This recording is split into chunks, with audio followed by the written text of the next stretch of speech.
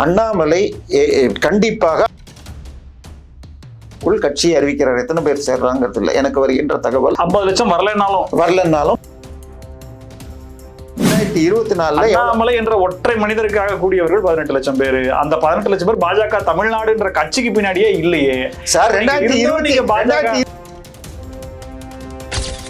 வருஷம் நாங்கள் அவமானத்தோடு தான் அங்க இருந்தோம்னு வைகோ பேசியிருக்கார்.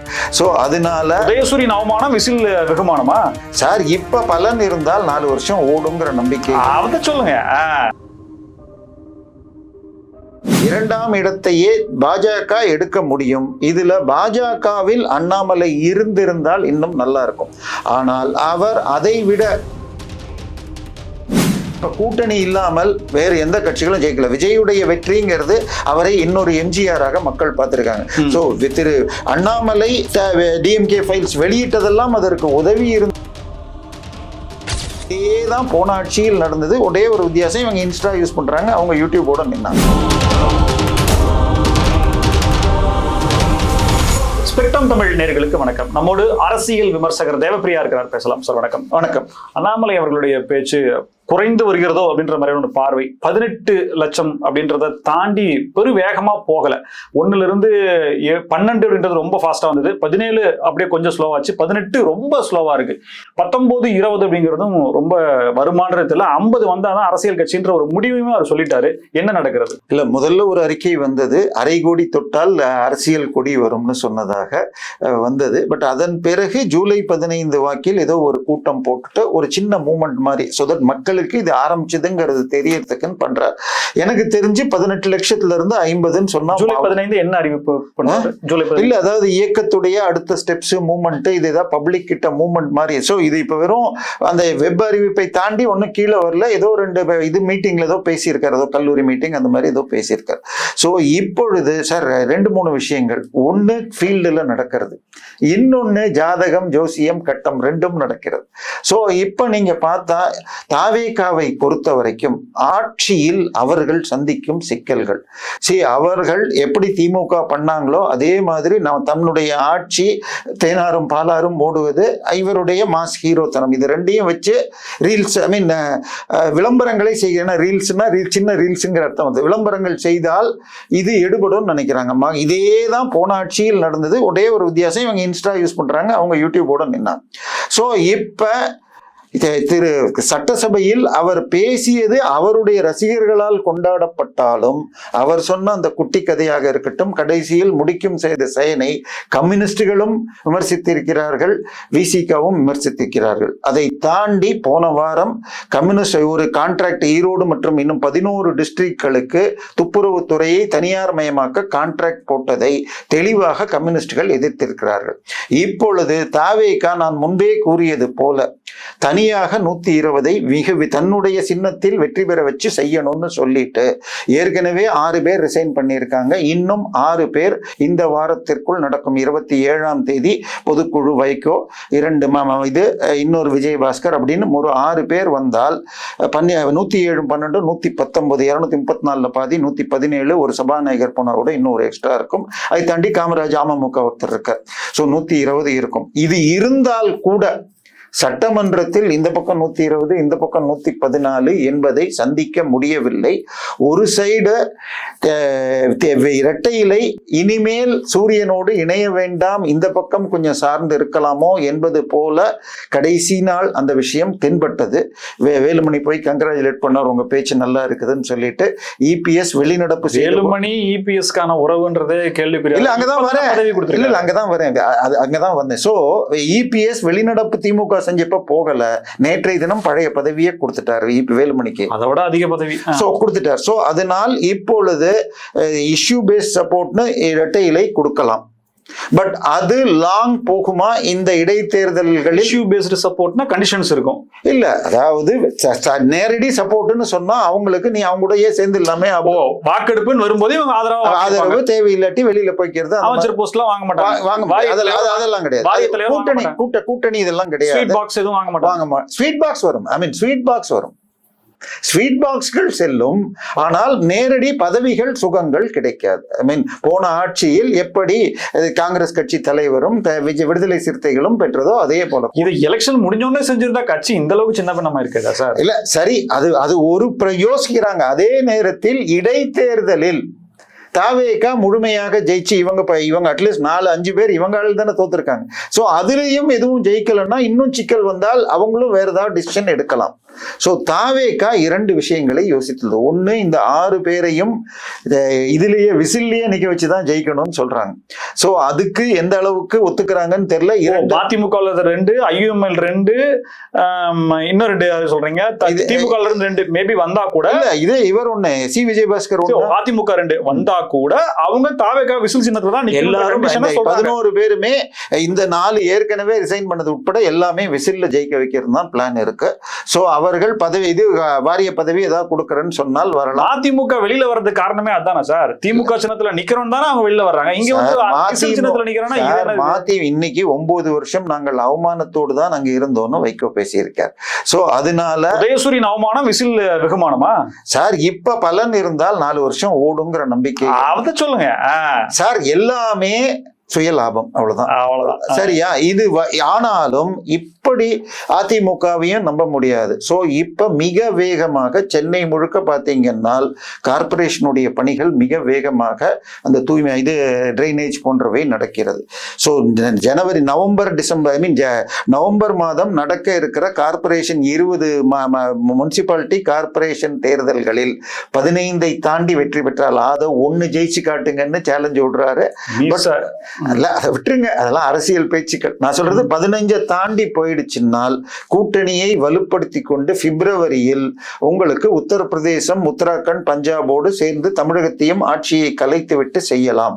நேற்றைய தினம் திரு KN நேரு அவர்கள் திருச்சி கிழக்கில் திரு ஸ்டாலின் போட்டியிடக்கூடும் என்பது போன்ற ஒரு சமிக்ஞையை கொடுத்திருக்கிறார். சோ இந்த சட்டசபையில இப்படி 120, இவங்க 120 ஜெயிச்சா கூட இதை வச்சுட்டு மெயின்டைன் பண்றது கஷ்டம்.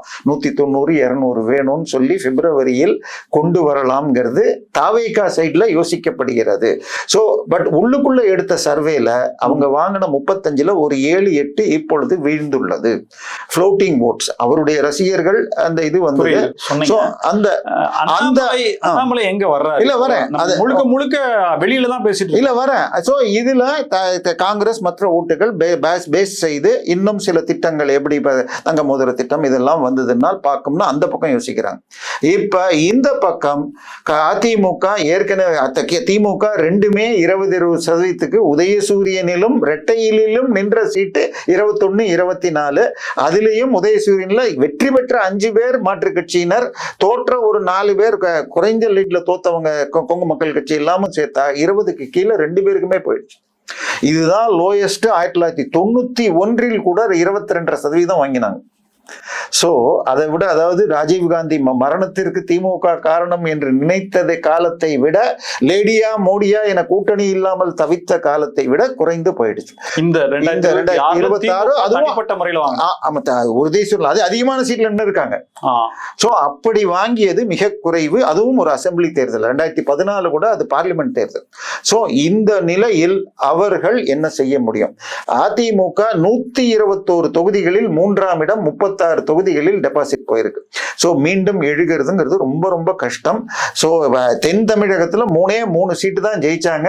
அதுல திருநெல்வேலி அம்பாசமுத்திரமும் ராஜினாமா பண்ணி இசையா பண்ணிட்டேன். சோ இப்ப 2ஆம் இடத்தையே பாஜக எடுக்க முடியும். இதுல பாஜகவில் அண்ணாமலை இருந்திருந்தால் இன்னும் நல்லா இருக்கும். ஆனால் அவர் அதை விட அவரே சொன்ன மாதிரி 90% டைம் முட்டு கொடுக்க வேண்டி இருந்ததுன்னு இல்ல. அது வந்து அபத்தமான விஷயம்தான் தேசிய பார்வையாளர்களுக்கு. அதாவது இது இங்கதான் இது இல்ல. பீகார்ல மகாகட்பந்தன் வச்சப்போ நிதிஷ்குமார் பயன்படுத்திய வார்த்தை பிஹாரி வெர்சஸ் பஹாரி. பஹாரின்னா வெளியிலிருந்து வந்தவர்கள். நாங்கள் எல்லாம் பீகாரிகள், மோடியும் அமித்ஷாவும் பஹாரிகள், வெளியாட்கள் நாங்க. கடைசியில் அவரே வந்து இப்பொழுது முதலமைச்சர் பதவியே பாஜகவுக்கு போயிடுச்சு. அதே மாதிரி பாங்லா வெர்சஸ் அதர்ஸ் தான் 2021 மேற்கு வங்காளத்திலயும் அவங்க போனாங்க. சோ அங்கெல்லாம் முடிஞ்சதுன்னா இப்ப நீங்க என்ன 90% முட்டு கொடுக்கணும்னு சொல்லி அண்ணாமலை அவர்கள் சொன்னது வந்து தப்பு. தலைமை என்ன சொல்லுதோ அது அப்படியே அது கேட்டு இல்ல. அதான் தான் சரின்னு இல்ல சொல்ல. அது வந்து கொஞ்சம் அதிகமாக பேசிட்டார் நான் பாக்குறேன் சார். அதாவது பேசுறப்ப சிலது தவிர்த்து இருக்கிறது நல்லது. பிஹாரி பஹாரின்றீங்க, இதோடவா அவரு கடுமையா பேசிட்டாரு? அவர் எவ்வளவு நாசுக்கா.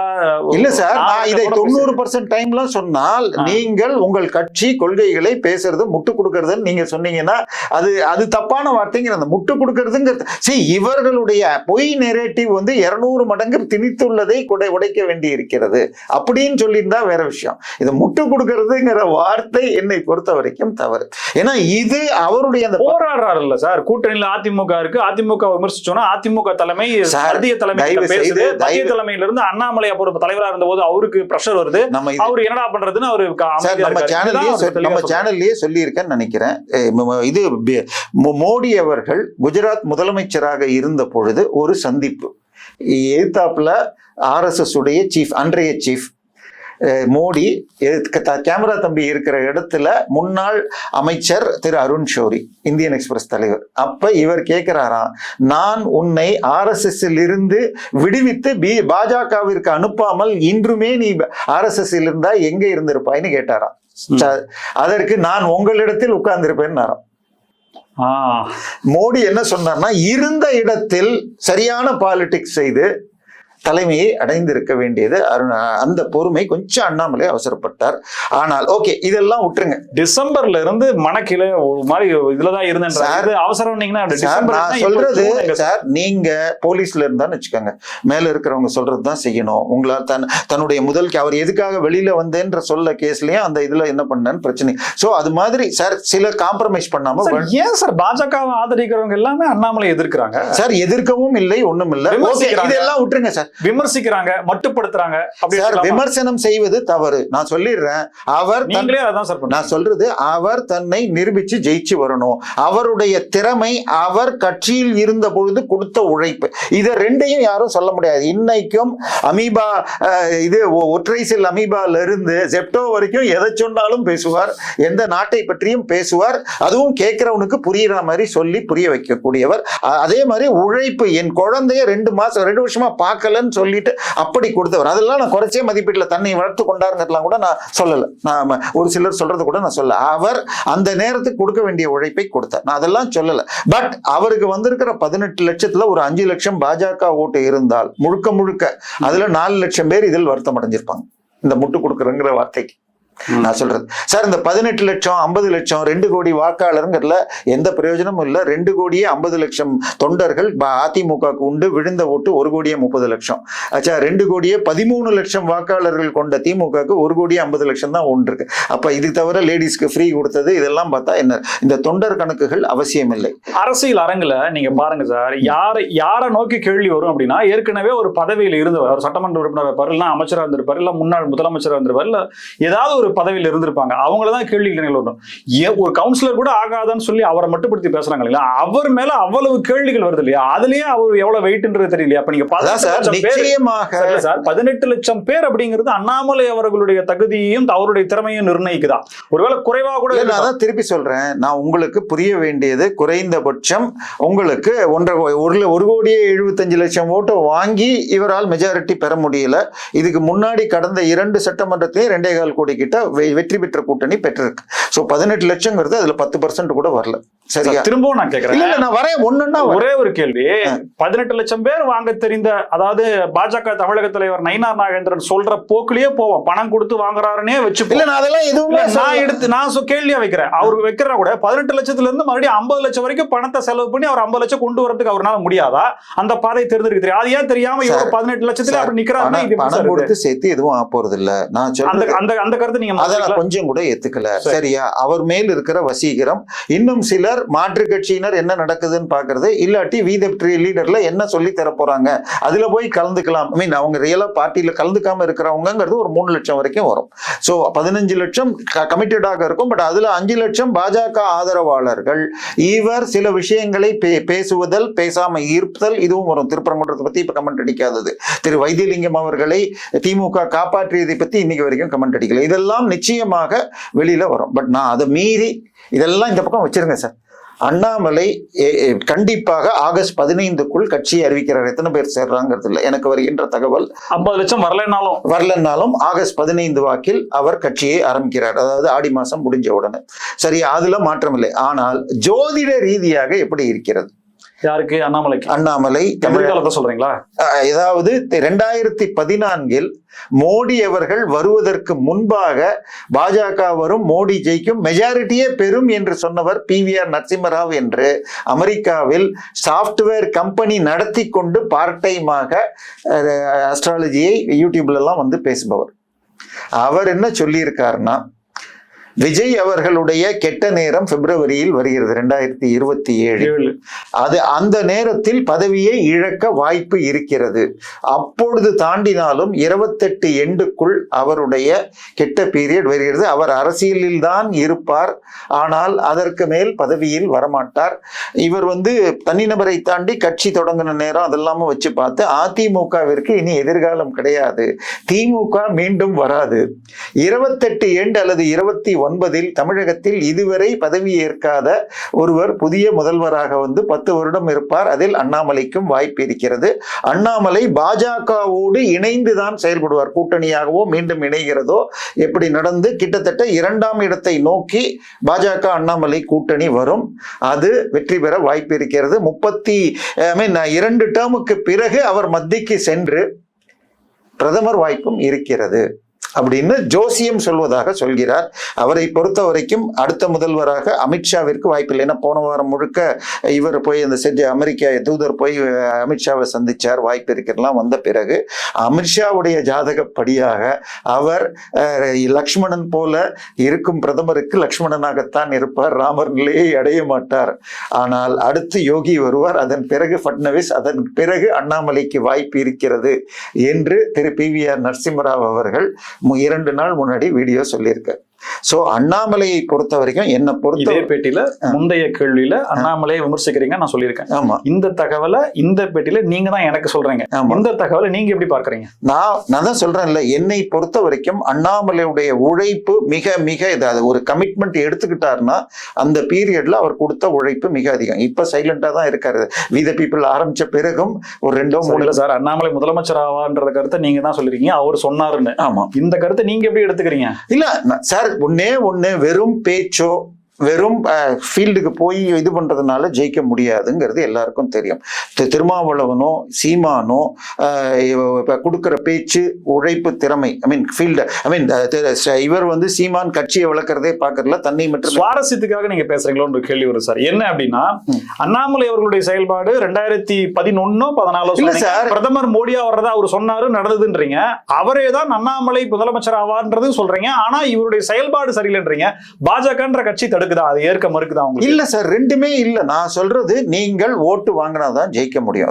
எல்லாருக்குமே தெரியும் சார். இல்ல, அதுதான் சொல்றேன். அண்ணாமலை இப்பொழுது தன்னை ஸ்ட்ரென்தன் பண்ணிக்கிறதுக்கு வி த பீப்புளுக்கு அடுத்த ஸ்டெப், அந்த பார்ட்டி என்ன, அதை எப்படி கொண்டு போறேன், நான் தேசியத்தை முக்கியமா பண்ண போறேன்னா, இந்த இருமொழி கொள்கை எல்லாம் திருப்பி எடுக்க போறேன்னா, இது எல்லாத்தையும் தெளிவு பண்ணி கொண்டு அவர் செய்யணும். இப்ப கூட்டணி இல்லாமல் வேறு எந்த கட்சிகளும் ஜெயிக்கல. விஜயுடைய வெற்றிங்கிறது அவரை இன்னொரு எம்ஜிஆராக மக்கள் பார்த்திருக்காங்க. So Thiru Annamalai DMK files வெளியிட்டதெல்லாம் அதற்கு உதவி இருந்தால் கூட இந்த 2026 தேர்தலில் அண்ணாமலை தலைமையில பாஜக தனியாக இருந்து இந்த 3% பதில் 29 சீட்டுக்கு பதிலா 200 சீட்ல நின்று 9% வாங்கி இருந்தால் அந்த ஓட்டு விஜய்க்கு குறைஞ்சு திமுக ஜெயிச்சிருக்க. இந்த எலெக்ஷனுடைய மத்திய பாஜகவுடைய அஜெண்டா திமுக வீட்டுக்கு போகணும். அது நடந்து விட்டது. சோ இப்ப இவர் தன்னுடைய ஸ்டெப்ஸை கரெக்டாக பண்ணினால் எனக்கும் அந்த வாய்ப்பு இருக்கு. 29ல முடியுமா அப்படிங்கிறதுல எனக்கு. ஆனால் விஜய் என்ன மாதிரி ஆட்சி கொடுப்பாரு? ஒண்ணு ஆளை விட்டு நீங்களா மாட்டிக்க விடுறது. இப்ப திமுக தன்னைத்தானே என்ன சொல்லிக்கிட்டாங்க, தேனாலும் பாலாரும் போடுற திட்டம், அந்த திட்டம் இந்த திட்டம்னு சொன்னாங்க. ஆனால் முதல் கையெழுத்தில் நீக்க வேண்டிய நீக்கம் அவங்க சொன்னபடி எதுவும் செய்யவில்லை. சோ மக்களுக்கு எல்லாமே தெரியும். சோ விஜய் மாத்திரம் இப்ப விமர்சிச்சுட்டு இருக்கார். திமுகவுடைய தவறுகளை பற்றி இதுவரைக்கும் எதுவும் பேசியதாக எனக்கு தெரியல. வி த பீப்புள் ஆரம்பிச்ச பிறகு என்னை பொறுத்த வரைக்கும் அவர் டிஎம்கே ஃபைல்ஸ் மட்டும் இல்லாமல் ஏடிஎம்கே ஃபைல்ஸையும் விடணும், டிவிகே செய்கிற தவறுகளையும் பேசணும். பேசி தன்னை கொண்டு போன போனால், ஏன்னா அவர் கருணாநிதிக்கு பிறகு ஜெயலலிதாவிற்கு பிறகு பேச்சு திறமை, நினைவு சக்தி, சப்ஜெக்ட் நாலேஜ், உழைப்பு மூன்றினாலும் உயர்ந்து வந்துள்ளவர். ஏன்னா இபிஎஸ்ஓ ஸ்டாலினோ தன்னுடைய சேருக்கு தூக்கி வச்சதுனால வந்தவங்க. ஐ மீன் இவர் பிறப்பால், அவர் மற்ற கூவத்தூரால்னு வச்சுக்கங்க, கூவத்தூரில் நடந்த விஷயங்களால். ஸோ இவர் அது இல்லாமல் உழைப்பால் வந்துட்டார். நீங்க கேட்டீங்க பாஜகவான்னு கேட்டீங்க. இப்ப நான் வந்து உங்க சேனல்ல பேசினா 10,000 போகும், என் வீட்டில் உட்காந்துட்டு என்னோட சேனல்ல போட்டா 200 தான் போகுது. ஸோ பாஜகவில் வந்ததால் அவர் இன்னைக்கு இந்த இடத்துக்கு வந்திருக்கார். கருத்து ஒண்ணுதான், ஆமா, இடம் மாறுபடும் போது. அதனால என்னை பொறுத்த வரைக்கும் அவர் தன்னை ரீபேலன்ஸ் செய்து கொண்டு, ஏன்னா 2020 அந்த பேட்டி கொஞ்சம் நேர்மையா தான் இருக்குன்னு நினைக்கிறேன் சார். ஏன்னா விமர்சிக்கிறதாக இருந்தாலுமே கூட அந்த விமர்சனங்கள் அவருடைய வளர்ச்சிக்கான ஒரு, அதுதான் நான் சொல்றேன். அவர் இப்ப 29ல இப்ப நேற்றைக்கோ முந்தானத்துக்கோ வந்த தகவல், முனிசிபாலிட்டி தேர்தல் அத்தனையிலையும் போட்டி போட போறோம்னு சொல்லியிருக்காங்க. சோ அதுல இப்ப 5 6 இன்னொன்னு கட்சி வாரியா நடக்குமா, என்ன பண்ணுவாங்கன்னு தெரியாது. ஏன்னா தமிழ்நாட்டுல முனிசிபாலிட்டி தேர்தல் என்பது மாநில தேர்தல் கமிஷனுக்கு கீழே வருது. கடந்த 25 வருஷத்துல ஒரு தேர்தல் கூட நேர்மையாக நடந்ததில்லை, எந்த கட்சி நடந்தாலும். சோ எப்படி நடக்கும்னு எனக்கு தெரியாது. சோ அதனால அதை பெரிதா எடுத்துக்க முடியாது. பட் அதுலயும் போன முறை 8% வாங்கி காட்டினார். ஆனா இன்னொன்னையும் புரிஞ்சுக்கணும், அந்த 8%-இல் 5% கன்னியாகுமரியும் மேட்டுப்பாளையம் கோயம்புத்தூர் பெல்ட் தான்.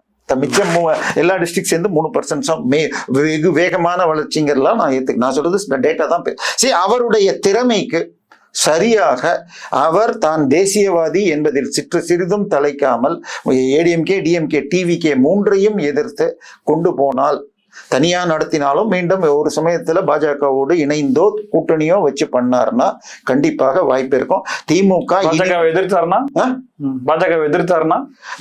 எதிர்த்தால் அவருக்கு என்ன அரசியல் இருக்கு? அப்ப அதுக்கப்புறம் அவர் இன்னொரு சீமானோ இன்னொரு திருமாவளவனோ தான் ஆக முடியும். நான் சொல்றது கம்யூனிஸ்டுக்கு இல்லாத கொள்கை யாருக்கு இருக்கு? இப்ப நீங்க என்ன சொல்றீங்க, பாஜக நீங்க நல்லா இருக்க மாட்டேன்ற மாதிரி தான் நீங்க சார். நீங்க உங்களுடைய ஓட்டு யாருது சார்? தமிழ்நாட்டுல காங்கிரஸ் 18 லட்சம் பேர் பாஜகவே வாங்கலையா சார்? சார் தயவு செய்து கணக்குகளை மாத்தி போடாதீங்க. 2024 அண்ணாமலை என்ற ஒற்றை மனிதருக்காக கூடியவர்கள் 18 லட்சம் பேர். அந்த 18 லட்சம் பேர் பாஜக தமிழ்நாடுன்ற கட்சிக்கு பின்னாடியே இல்லையே சார். 2024 எவ்வளவு சார் ஓட்டு வாங்கினாங்க என்டிஏக்கு? 60 லட்சம் பேர் கிட்ட சார். நான் சொல்றது 39 தொகுதியும் அதுல மோடி பிரைம் மினிஸ்டர்னு போட்டது. பாஜக நின்னதுல 30 லட்சம் வந்திருக்கு சார். சரியா? தயவு செய்து கணக்கு நான் சொல்றது, அவர் எதுக்கு இன்னொன்னு, எம்ஜிஆர் ஜெயலலிதா வாங்கிய ஓட்டுகளில் 80% தேசியவாத ஓட்டுகள். திராவிட சிந்தனை பிடிக்காமல் காங்கிரஸ் வெர்சஸ் திமுக இருந்தது, அதிமுக வெர்சஸ் திமுக வந்து எடுத்த உடனே மூகாம்பிகை கோயிலுக்கு போறதும் எல்லாம் எம்ஜிஆரும் பண்ணியிருக்காரு 77 80களிலேயே. ஸோ அதனால அதைத்தான் இப்ப விஜய் இன்டைரக்ட் இந்த சைடும் வந்து அந்த சைடும் பண்ணிட்டு இருக்காரு. அது ரொம்ப நாள் ஈடுபடாது. சரியான மூவ தேசியவாத சிந்தனை பிளஸ் திமுக அதிமுக எதிர்ப்பிலும் விட்டு ஆளும் கட்சியை தான் எதிர்க்கணும்னு சொன்னா இன்னைக்கும் தமிழ்நாட்டுல திமுக எதிர்ப்பு, ஏன்னா என்டையர் மீடியா திமுக எதிர்ப்புல தான் இன்னைக்கும் ஓடிட்டு, திமுக ஆதரவு ஆளுங்கட்சி எதிர்ப்பு தான் இப்ப ஓடிட்டு இருக்கு. இப்ப இவர் அதில் ரொம்ப கம்மியா தான் பேசுறாரு. நான் சொல்றது இவர் தன்னுடைய பிளான. இன்னொன்னு எனக்கு வந்த செய்தி, இவர் கர்நாடகாலையும் கட்சி நடத்தலாம், ஏன்னா இவர் கர்நாடகாவுடைய பேஸும் இருக்கிறதுன்னு சொல்றாங்க. பட் முதல்ல இவர் தமிழ்நாட்டில் தன்னை எஸ்டாப்ளிஷ் பண்ணிக்கணும். சரி சார். சோ ஜோசியம் சொல்வதாக அவருக்கு அடுத்த முதல்வராக வரும் வாய்ப்பு, 10 ஆண்டுகள் தமிழக முதல்வராக இருப்பார் என்று ஓரளவு நம்பிக்கை கொடுக்கிற PV நரசிம்மராவ் சொல்லி இருக்கிறார் என்பதை நான் பதிவு செய்கிறேன். நான் அதை என்னால எதுவும் கமெண்ட்டும் அடிக்க முடியாது, ஏத்துக்கிறதோ மறுக்கிறது நிலைமையில நான் இல்லை, ஏன்னா எனக்கு ஜோசியம் தெரியாது. மிக்க நன்றி சார். பல்வேறு தகவல்களுக்கு நன்றி. மீண்டும் சந்திப்போம். மனிதர்கள் ஸ்பெக்ட்ரம் தமிழோட நேர்களே.